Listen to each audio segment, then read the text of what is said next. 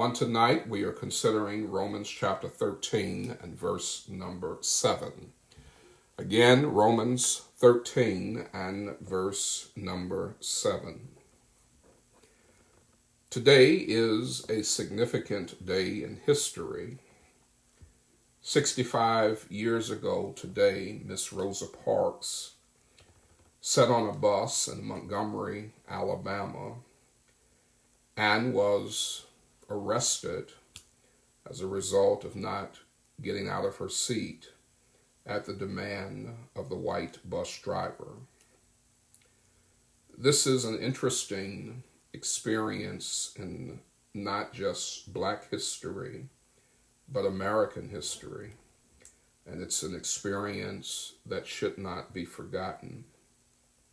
There are some myths associated with this day, and it's important that we separate fact from fiction.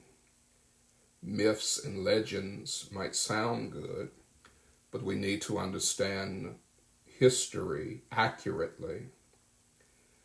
I had the privilege in my life of not only meeting attorney Fred Gray. Fred Gray served as the attorney for Rosa Parks, Dr. Martin Luther King, and also the Tuskegee Airmen. My privilege was not only to meet him, but I actually was allowed to stay in his home, my wife, myself, and our children. One of the things that he shared in regards to the experiences of December 1st, 1955, is that people misunderstand so much about that day because we have taken a romanticized view of history as opposed to an accurate view. For example, Rosa Parks is said to have been tired, fatigued from working a long day, not wanting to give up her seat for a white woman. That is actually not correct information. She was tired, but not physically tired, but she was tired of mistreatment. What is not known by most people who are aware of her arrest is that this was not her first encounter with this particular bus driver. I won't call his name because it's not worth calling his name. Nonetheless, this bus driver had been known to shove Black women and to call Black men and women out of their names. He had also been known to have mistreated people, including Rosa Parks, on previous occasions by making them pay their fare at the front of the bus, telling them to get off the bus and enter in the back.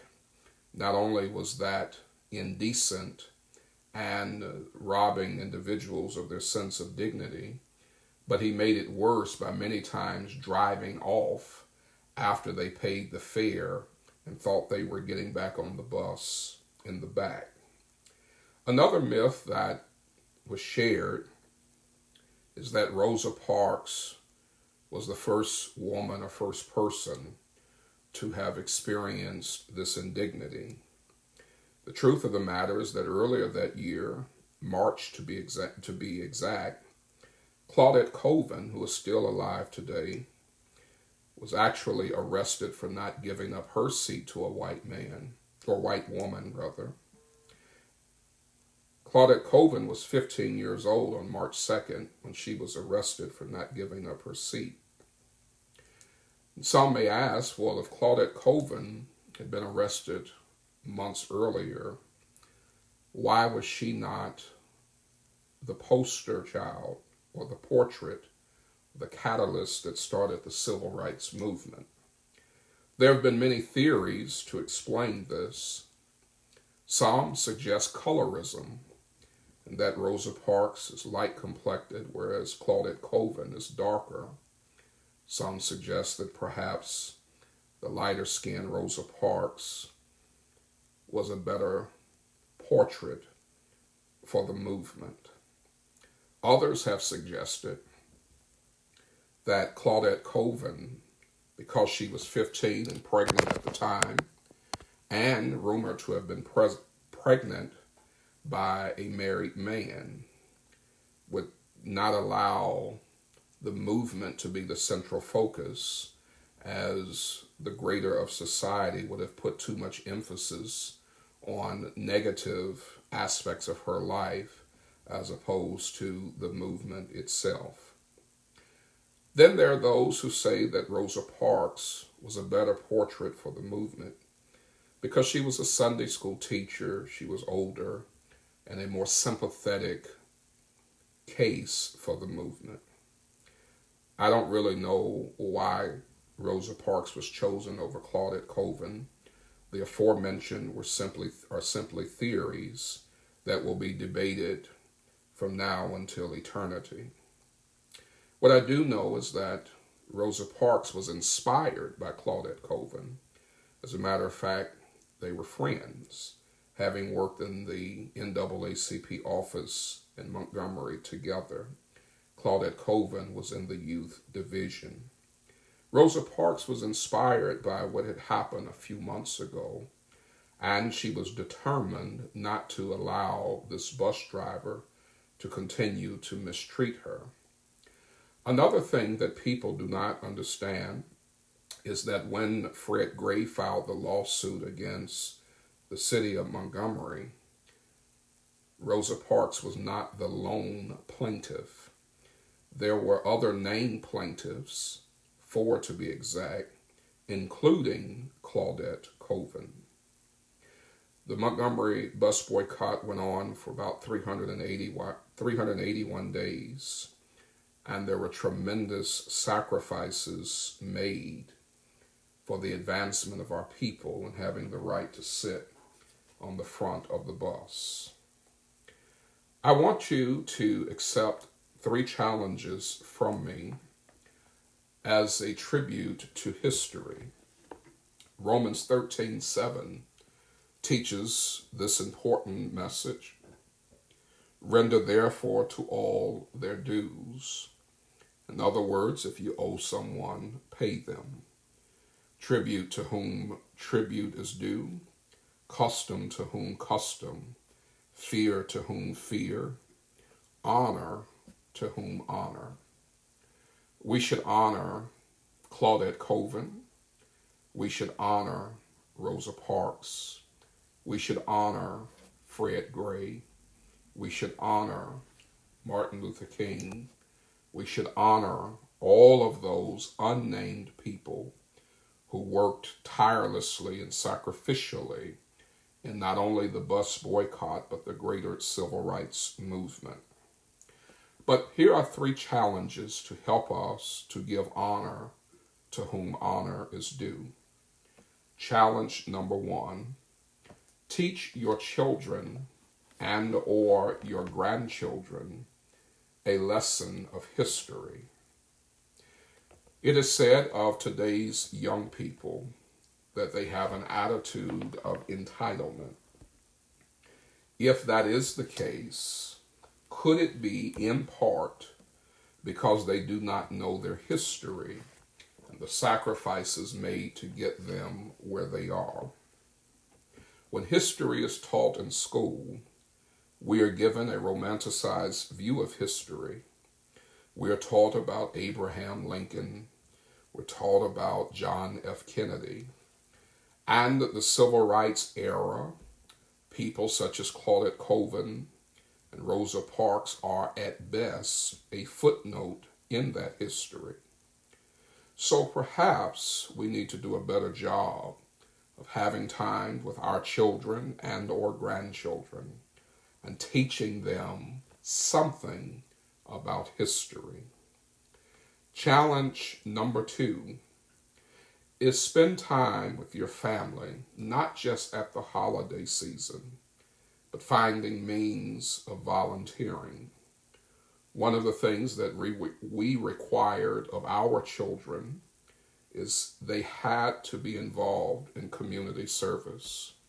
My children have participated in organizations and community events where they have received no money, no reward, other than the reward of service. When we teach our young people to volunteer, it gets them outside of themselves, and it teaches them to think about others who are not as fortunate and to not be so entitled themselves. The third challenge that I'd like to give to you is not just teaching your children and not just encouraging volunteer work in your family, but I'd like to encourage you to find someone who is worth honoring, someone that you can express appreciation to. You may not be able to thank Miss Rosa Parks as she is gone from time to eternity. You may not be able to thank Miss Claudette Colvin as she is not able to travel much due to age and health. But you can find someone in your life who deserves appreciation and honor. Find that person, send them a card, send them a gift card, make them brownies, cut their grass, buy them an outfit. Do something that says, I appreciate you and I'm thankful for who you are in my life. As a minister, I cannot tell you how many funerals I have officiated. I have done so many funerals that I've had weeks where I have preached 3 eulogies in 1 week.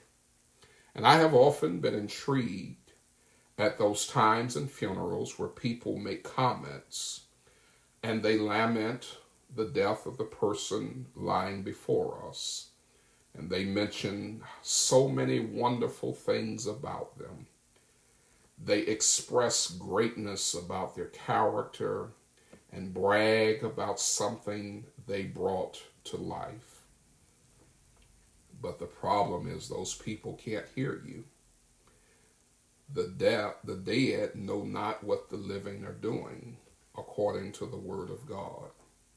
Many of us say, I know he's up there looking down. I know she's up there looking down. The word of God says the dead knows not what the living are doing, which means they don't know what you're saying when you are expressing appreciation. So in addition to teaching your children history, in addition to volunteering in your family, you take an opportunity and set an example and find someone who deserves an honor, deserves appreciation, and do something and express something that they don't have to wait until they're dead to not hear, but they can hear, receive it, and be blessed while they're still alive to smell their flowers. We say thank you to Claudette Colvin and to Miss Rosa Parks, but let's say thank you and give honor where honor is due.